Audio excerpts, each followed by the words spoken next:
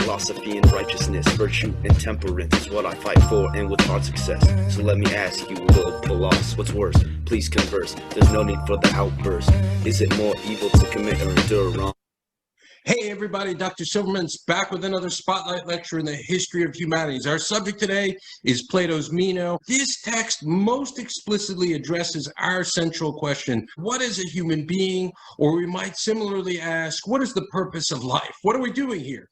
What does it mean to succeed? How do we win the game of life? That's really what's at the heart of this word that Meno and Socrates keep going around and around about in trying to define. The Greek word is arete.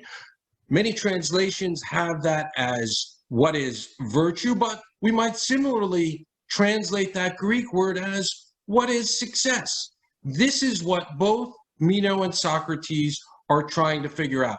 Now, there's a common conception today that people are so different, that we're each individuals. And since we're so different, we all have different goals in life. And if that's true, then we can't define a universal mission. But if we think about that, are we really that different? If we think what we want out of life, don't we all want to be healthy? Right? Nobody wants to be sick. Nobody wants to be in the hospital. Nobody wants the pain and suffering of cancer and stroke and diabetes and heart disease, right? Similarly, right? Doesn't everybody want to be financially stable, to be able to pay their bills and to have enough money to live a nice and comfortable life? And finally, doesn't everybody want to be in a healthy, nurturing, supportive relationship? We all have these goals in common, but now let's analyze how well are we as Americans doing in meeting these goals? If these are the goals that we're all set out to achieve, are we achieving our goals? Are most Americans, if we were to simply do an empirical study of where people are in meeting their goals, are most people healthy? 4 in 10 American adults are obese. So we see the latest statistics, and they're not good. And we could similarly ask about financial stability. And I think the numbers would be equally troubling. We all want to be financially stable, but most Americans, unfortunately, have debt rather than savings. And finally, in terms of being in a nurturing, loving relationship, we know 50% of marriages end in divorce, and how many of those that stay together are unhealthy relationships, right? So in each of these core areas, right, we've recognized that on the one hand, we're not that different. We seem to have more commonality than difference. And yet, in spite of that, why are we not achieving the goals that we're setting out? If we all want to be healthy, if we all want to be, financially stable or wealthy, if we all want to be in a loving relationship, why are we unhealthy, struggling financially, and in a difficult relationship, in a contentious relationship, rather than a loving and nurturing relationship? These are, difficult and challenging questions for our psychology students to ponder. And yet, Socrates, 2,500 years ago, has an answer for these questions. He has, in the work that we're studying today, gives us an analysis of what caused this problem that we see manifest today, 2,500 years later. And he's going to give us not just an analysis of the problem, but the solution to that problem in this work.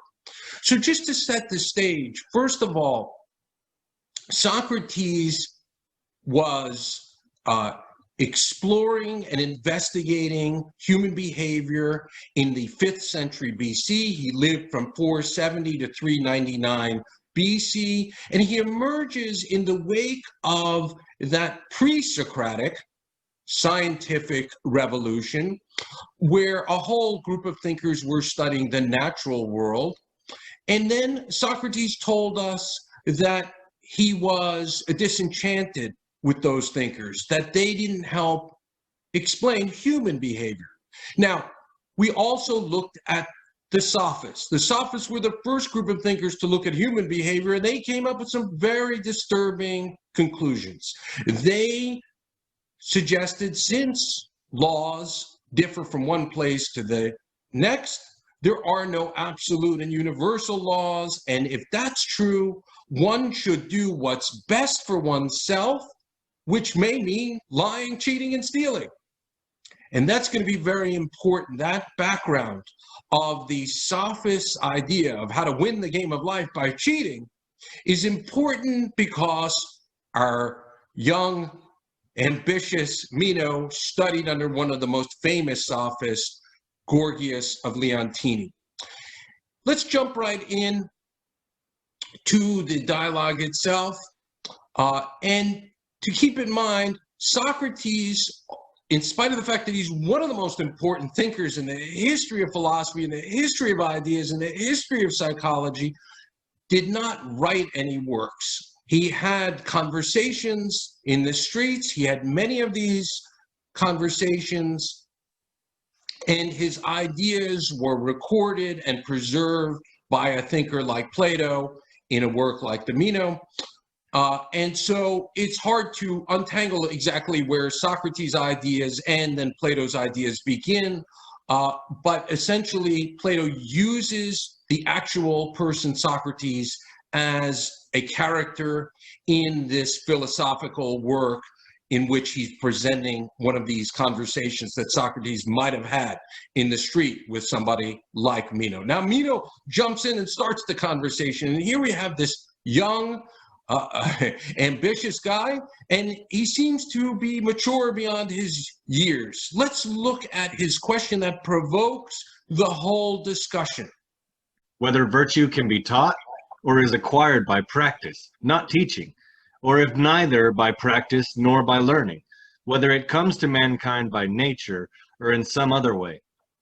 What's implicit in Meno's question is that he already knows what virtue or success means. He just wants to know, how do I get it? Right?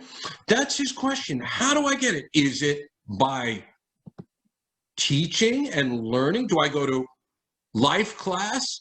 Do I get a life coach to learn how to become successful at life? Do I get a book and study it?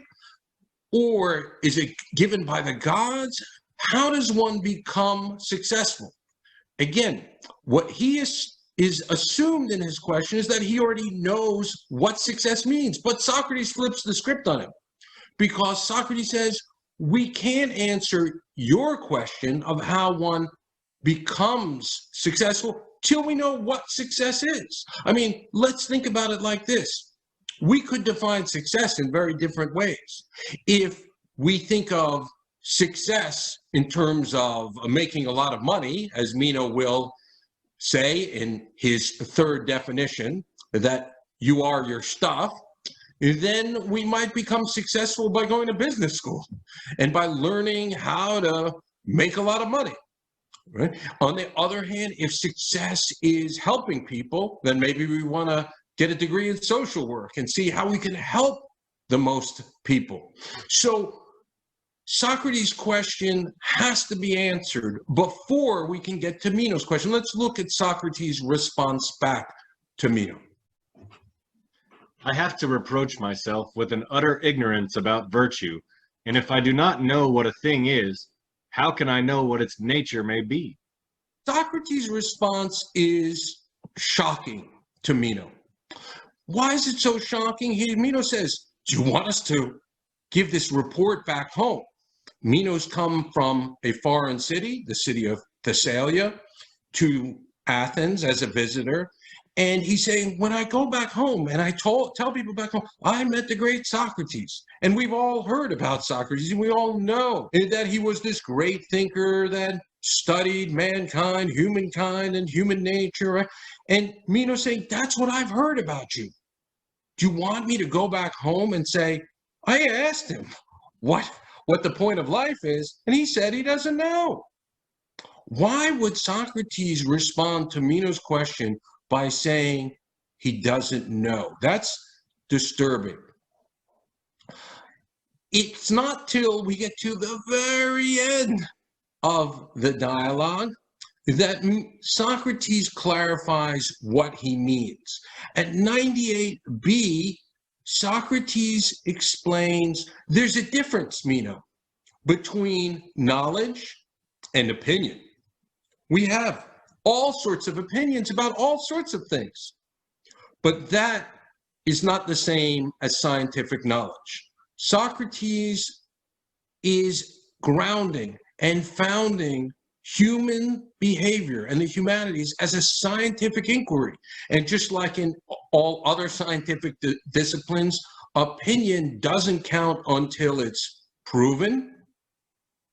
Socrates is saying that I'm demanding the same level of rigor in the study of human behavior as we demand in chemistry and physics and biology and every other scientific inquiry. I demand, Meno, that we have demonstrable proof of our arguments before we can say we know what success is. So it's not that Socrates is clueless, it's instead that he's employing the demands and rigors of scientific inquiry. Now, another interesting way we could think of Socrates' curious response, because what does Socrates do to Meno? And this perplexes so many readers and it disturbs so many readers that with every question that one of Socrates' discussion partners gives, Socrates turns it back on them with a question. And you would think we come to the great expert to get answers to our questions, right? If you think that your car is broken down and you need help with your car, and you go to the auto mechanic and they tell you, not only do I not know how the engine works, but how do you think it works, right? We'd say that's a bad car mechanic, right? He doesn't know how the car works and he's asking for our opinion. We wouldn't accept that response from any expert except for one. There's one kind of expert that turns the question around on us. Who is that expert? The psychologist. And in fact, it's Socrates 2,400 years ago that invents what's known as the talking cure.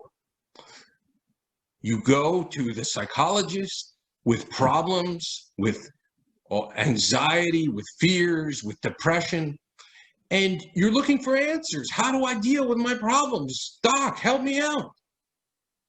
And instead of giving you the answer, the psychologist turns it around. Now, why does the psychologist turn around? Is it because the psychologist doesn't know what's wrong with you? If you come in and say, Doc, I'm depressed, and so I drink myself to sleep every night with a bottle of vodka.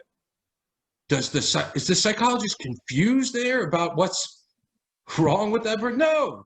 It's very clear. The psychologist, and I think as all of us would say, that person has a drinking problem. They're self-medicating in a dangerous way rather than dealing with their problems, and that's not getting to the real issue. So why not just tell that person straight out, hey, my friend, you're an alcoholic, right? I think we've all tried that approach with people that we're concerned with in our lives, that just hitting them over the head with the answer will not bring about change in that person. Instead, we have to use what we might think of as the Socratic method. We have to ask them questions and provoke them to get them to that answer. It's not that Socrates doesn't know. He knows. He knows the answer. But he's trying to provoke Meno to get to that answer for himself. Not to Meno's own answers, but to the right answer. Just as the psychologist is trying to get the alcoholic to recognize, hey, I have a drinking problem and I need to deal with that. Is Socrates, just like the psychologist, then asked Meno, since I don't know, you tell me, Meno. And we hear Meno's first response, first attempt at defining virtue. And let's look at that. This is at 71e. Meno says, it's not hard, Socrates. I'll tell you what virtue is. I'll tell you what success is. And he... Why? There is no difficulty, Socrates, in telling. First of all, if you take the virtue of a man, it is easily stated that a man's virtue is this, that he be competent to manage the affairs of his city, and to manage them so as to benefit his friends and harm his enemies. Meno's first part of his definition sounds pretty good. What did he just say? That success in life is being able to manage your own affairs, take care of your own business, right? Be able to pay your bills and take care of your own house, and moreover, to help contribute to your community.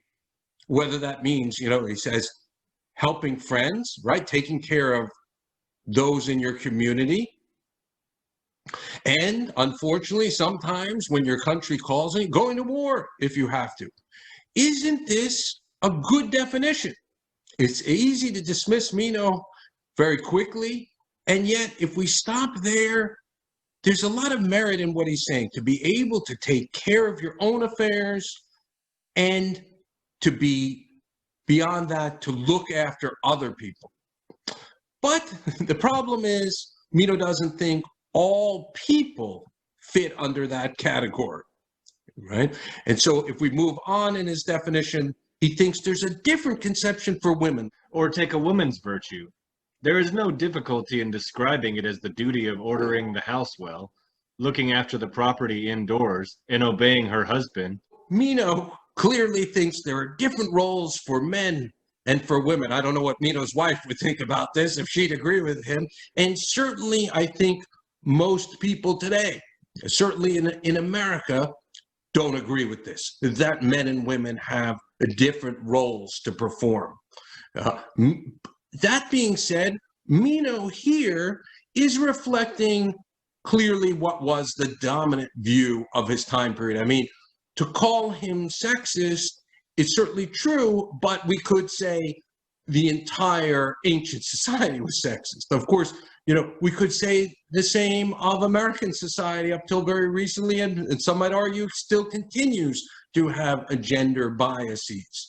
But while we might dismiss Meno's notion of hierarchy, and he goes on, not only, it gets even worse, because then he says not all men are men, because at this time in history, slavery was an institution. Now, again, while the idea that men and women have different roles, while the idea that some are meant to be free and some are, while all of that is completely aberrant to our own 21st century viewpoint, what we might salvage from what Meno's saying is that on an institutional level, the notion of hierarchy is true. I mean, that for a family to operate in a healthy manner, a family cannot function successfully, virtuously, by treating all people equal, right? We don't want to give the kids equal vote with the parents, right? Parents need to have a ruling role, as benevolent kings and queens over the church, to lay down good law. Or in a business situation, that there's, management and workers, or in a military situation, that there's, the generals and the soldiers. So in certain institutional contexts, it's true what Meno's saying, that for a family, a government, a business to be successful, there is this kind of hierarchy where each different individual has a role to play, and by each performing their role individually, which may be different, the soldier's role may be different than the general's role, for sure, the whole unit can be successful. Socrates responds back, though. He says, I asked for a single virtue. What is virtue? I asked for a single definition. You gave me this laundry list.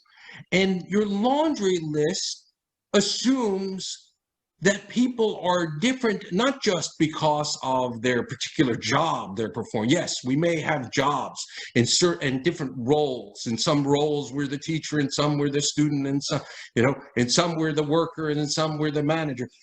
Those are jobs. But Socrates flips the script on Meno by saying, what about our underlying nature? And he does so at 72b by asking, what about bees? What about insects? Don't we think of all insects as having the same biology? What if we go to our biological nature? And so let's take men and women. This was a distinction that people had for thousands of years, where there was a notion that there was this profound difference between men and women and their potential in life. But Socrates, 2,400 years ago, dispels that and undermines that. He asks, if we're to compare men and women by health and size and strength, should we have a different ruler to see how tall they are? Should we have a pink ruler for women and a blue ruler for men? No, we use the same ruler to determine how tall somebody is. And while in general, men may be taller, there are, of course, women who are taller than some men. Let's look at his distinction between strength. Then is it not so with size and strength also? If a woman is strong, she will be strong by reason of the same form and the same strength. By the same, I mean that strength does not differ as strength, whether it be in a man or in a woman. Or do you think there is any difference? If we're to compare men and women's strength, we could do so objectively. This is what Socrates introduces into the discussion. Again, scientific objectivity. How do we measure things? We use the same ruler, if you will, to measure different things. And then by using the same measuring stick, right? So in this case, how do we measure strength? Well, we could have a weight set, a bench set up, and ask men and women to come up to the weight bench and see how much they can lift. And of course, we could have the women's weightlifting team and the men from the senior citizen home, and the women will, on the whole, be stronger than the men if we're comparing those two groups. So again, we need to make an objective comparison. Now, size and strength and health are not necessarily virtue, but they get Meno to think of the topic in a more objective way. This takes Socrates to press Meno to find something in common between men and women. And this leads to Meno's second attempt to define virtue. If we go back to Meno's first definition at 71e, he said, men rule over the government. They are engaged in politics and go to war. They are ruling in the external world, determining, legislative issues and policy issues. And this was in the ancient Greek context, that men were involved in politics. But women, Meno says, rule over and manage the house. So both men and women are rulers. And that's not, again, not a bad definition, that men and women are both rulers, or that ruling is virtue.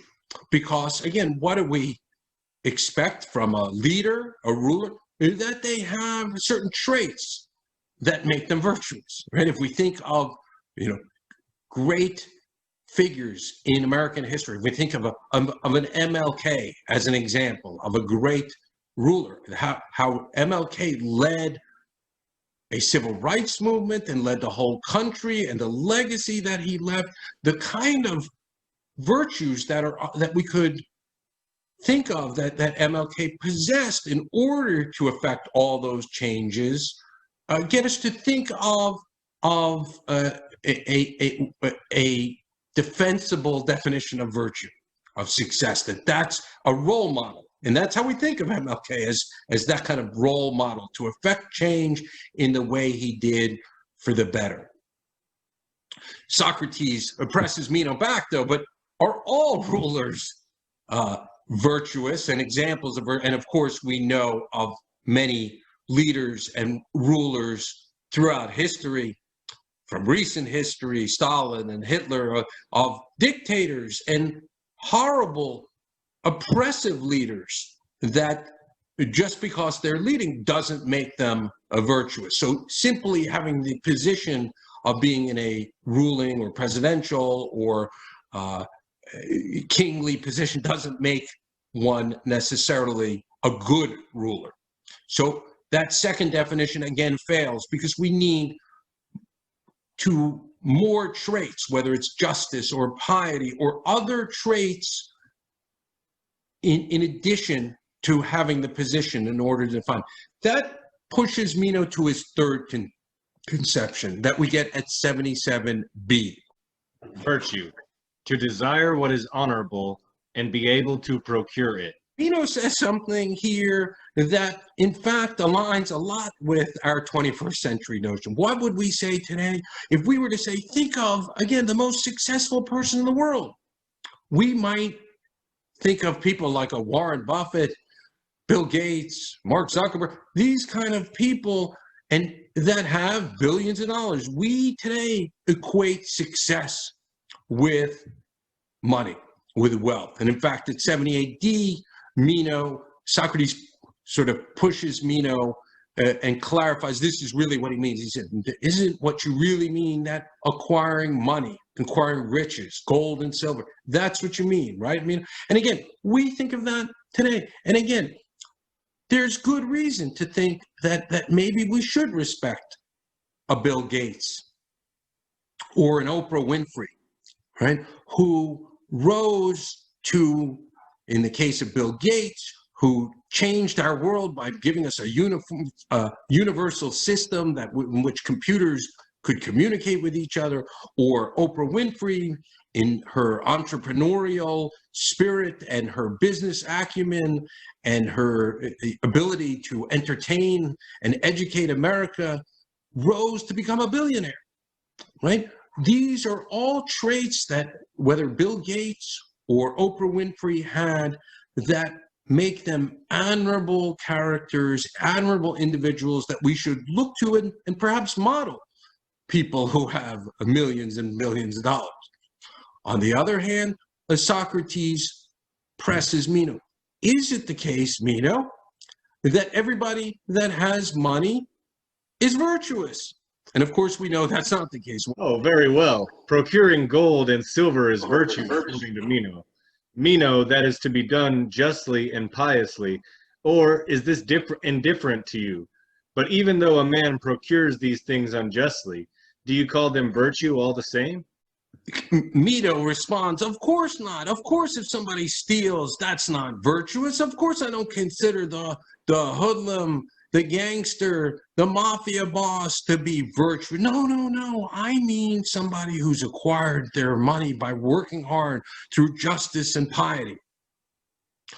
And several places throughout the dialogue, Meno seems like such an upstanding young man, right? He wants to know, how does one become virtuous? He wants to become this virtuous person. And again, it seems like such maturity for a young person to have this sort of straightforwardness and maturity and earnest desire to become a good person and a just person.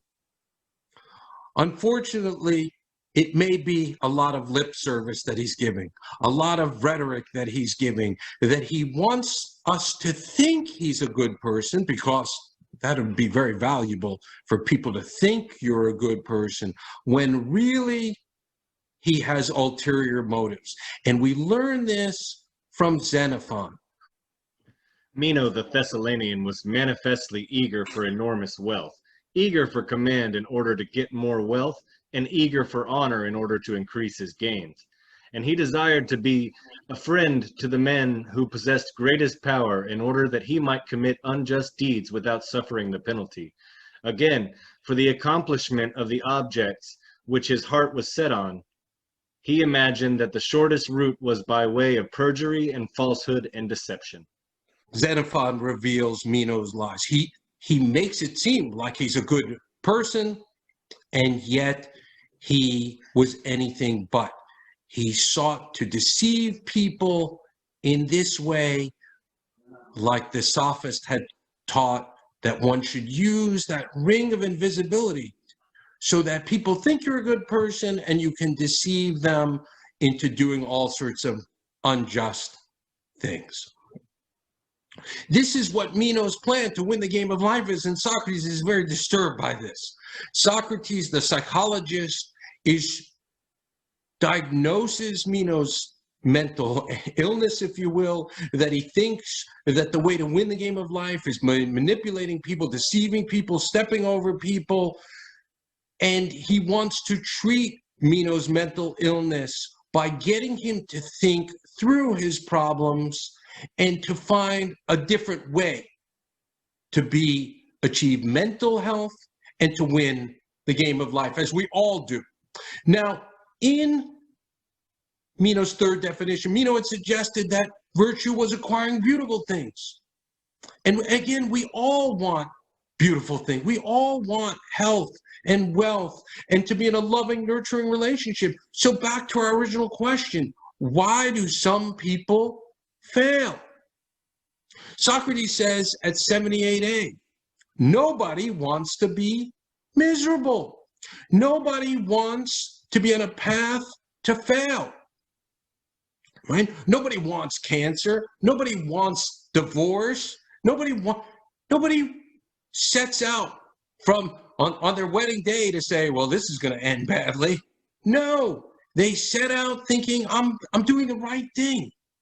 So again, that brings us back to our original question. Why do so many people fail?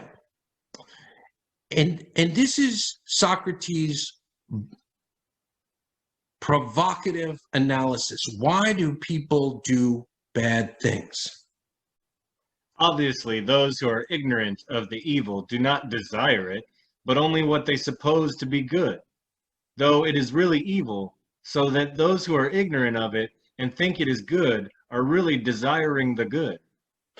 Nobody pursues things that they think will harm them.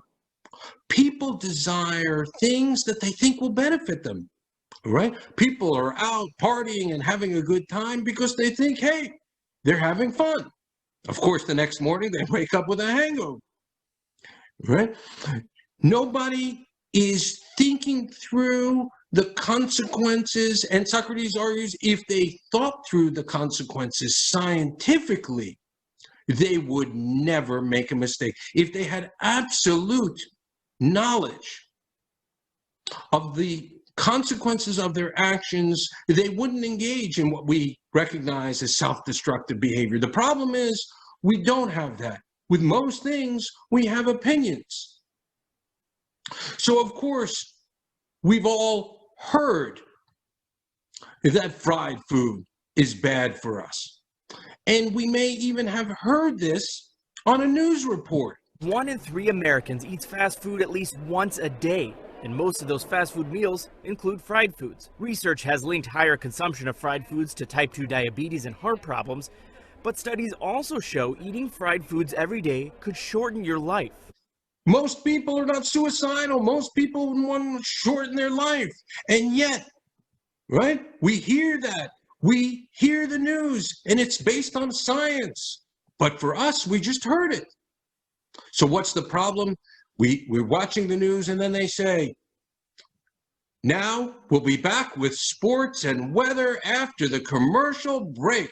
I like my chicken finger-licking good. We've tried other places, but we always come back to Kentucky Fried Chicken. We come up every day. I like my chicken finger-licking good. We saw the news report and we heard that saturated fat and fried food will kill us. It'll shorten our lifespan. And we said, you know what? I'm never going to eat fried food again. I'll never do it.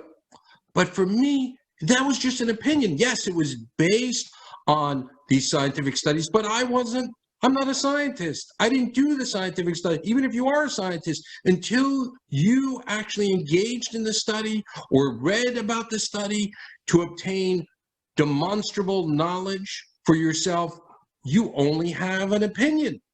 It's a true opinion, perhaps. It's a good opinion, but for you, it's just an opinion. And what's the problem when you just have an opinion? We're easily swayed. How easily swayed?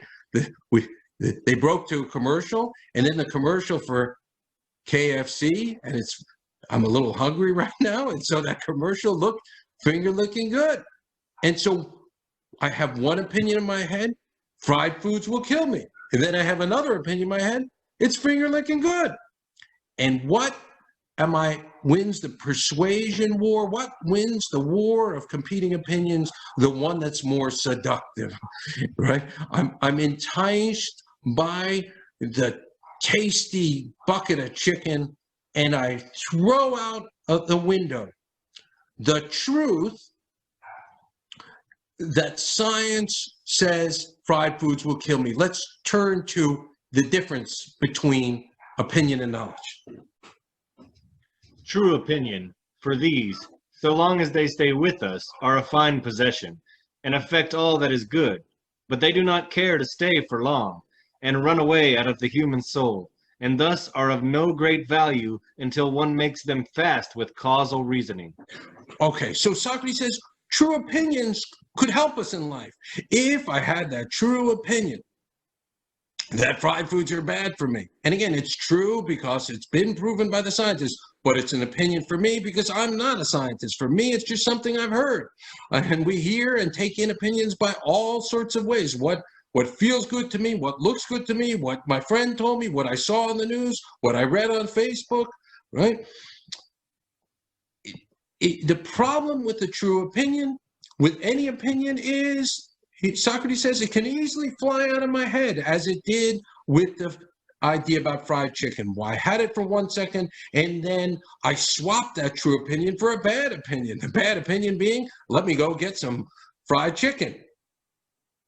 And I replaced my life-saving opinion for the dangerous, murky world where I'm on a road to ruin, eating my way slowly through a bucket of fried chicken to my death. And that's ominous, but that really gets at the heart of why we're in a health crisis, why we have a financial crisis, why we have heard these things are bad. We casually say, I know fried foods are bad. No, we don't know. We've heard it. Socrates says if we knew it, we would always do the right thing. Think of the electrician. The electrician knows how electricity works, so he would never touch a live wire, right? Because he knows how electricity works and knows the consequences of his actions. We've only heard fried foods are bad for us. We've only heard and thus don't know. What do we need to have knowledge? Socrates says to understand the causal reasonings of what makes something true, understanding the why. And what would that mean with fried chicken? Understanding the effects of saturated fat on higher cholesterol levels, clogging arteries, and the effects of that on heart disease at a biological level. Again, that would be to trace out the whole causal links between eating the fried chicken and stroke, heart disease, diabetes, so on and so forth, to understand the metabolic processes, which would take a whole medical, biological, nutritional background. There's a lot of knowledge. And now we understand why Socrates is so cautious to say, I don't know. Because to have knowledge requires this sort of rigor to my claims. And so if I don't have that sort of rigor, perhaps I have to resort to true opinion. I have to ask experts. I have to, trust in experts, perhaps rather than the TV commercial, rather than Facebook. But to get to the answer, to the whole discussion, because some people think there's no answer here. Socrates is very clear. If we want to win the game of life, there's one thing that will always give us success. That was our initial question. How do we win? If we know we all want health and wealth and happiness, how do we win the game of life? And Socrates spells it out. All the undertakings and endurances of the soul, when guided by wisdom, end in happiness. That's Socrates' ultimate answer. When we guide our lives with knowledge and wisdom, Just like the electrician goes to work every day and he knows that he can change the wiring and not get electrocuted because he possesses knowledge. Socrates is saying in that passage, we can achieve success if we possess knowledge. And as long as we have knowledge, Socrates says, if we know the good, we'll do the good, right? We would never act in such a way, just like the electrician will never get themselves electrocuted if we had knowledge. Now, that being said, so many subjects we don't have knowledge of, and Socrates is the first to admit, and his most famous aphorism is, I know that I know nothing. But that proclamation, that profession of his ignorance is a caution that one should be careful what one does, because our actions have consequences, and we don't want to fry ourselves.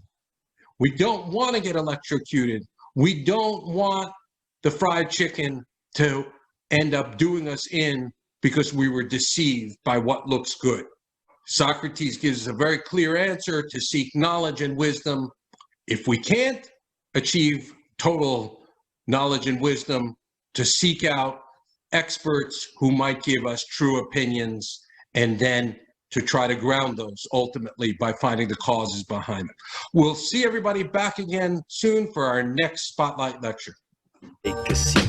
It's Young Money Socrates here, about to drop a hot beat. Philosophy and righteousness, virtue and temperance is what I fight for, and with hard success. So let me ask you, little Palos, what's worse? Please converse. There's no need for the outburst.